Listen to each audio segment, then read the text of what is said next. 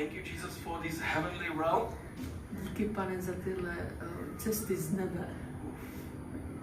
I see the heaven around A vidím you. nebe kolem tebe. Lord, thank you, Jesus, for this heavenly kingdom. Děkuji za Boží království, nebeské království. The atmosphere of heaven, Atmosféru nebe. like it's now being imparted to you. Že to je importováno právě teď. Into your mind, Do tvojí mysli, into your soul, tvojí duše, into your body. do tvého těla. Your citizenship is in heaven. Tvoje občanství je v nebi. Hallelujah. And it will be visible more and more to people around you. A bude to víc vidět kolem lidí, u lidí kolem tebe, pro lidi kolem tebe, víc a víc. Hallelujah. Because you are the true worshipper Jsi of the Lord. opravdový chválič Pána. That worshipper that Father's searching for. Po takovéhle chváliče, Bůh hledá takovéhle chváliče, jako seš ty. That you are worshiping in the spirit and the truth. Ty uctíváš a chválíš v pravdě a v duchu. It's the way how you live. A je to, jakým způsobem žiješ svůj život. Yeah, how you serve the Lord, how you love Him. Jak ho miluješ, jak mu sloužíš. And desire for Him.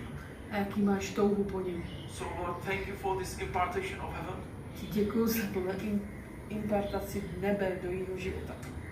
More, Lord. Víc, Pane. More. Víc. Everyone who wants it, just receive it. Každý, kdo tohle chce, tak si proto stáhněte a jenom to přijmujte.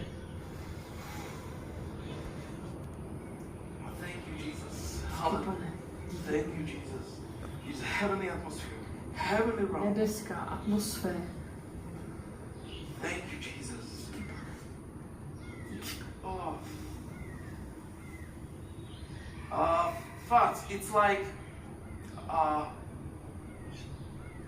it's time. Time will come that you will have a birth, but I'm not speaking about physical birth. Přijde čas, kdy budeš mít duchovní porod. Duchovně rodit budeš. Yeah, the spiritual birth. Duchovně budeš rodit. Duchovní věci. I believe it's connected with your nation. A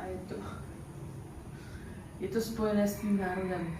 Yeah, so I believe Lord will use you as a spiritual mother or to birth. Intercessor. It could be intercessor. It could be many things. Hallelujah. And it's in a nation. Bůh si tě použije jako, že budeš rodit pro tvůj národ duchovní věci. Thank you, Jesus. It's spiritual, but it also could be, hallelujah, it could be, some kind of ministry. To duchovní a může to být nějaká druh služby. Yeah, that the Lord will give you.